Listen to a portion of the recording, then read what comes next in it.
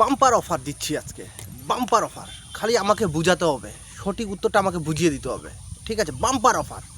তো অফারটা হচ্ছে আজকে মোটরসাইকেল আমি আপনাদেরকে একটা গিফট করব যদি সঠিক উত্তরটা দিতে পারেন।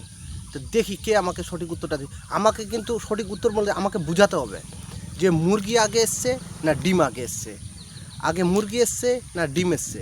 যদি সঠিক উত্তরটা আমাকে বুঝাতে পারেন, ঠিক আছে? আমাকে কিন্তু বুঝাতে হবে, আমার মাথাতে ঢুকাতে হবে, বুঝাতে হবে আমাকে যে আগে ডিম এসছে, ঠিক আছে, কি আগে মুরগি এসছে।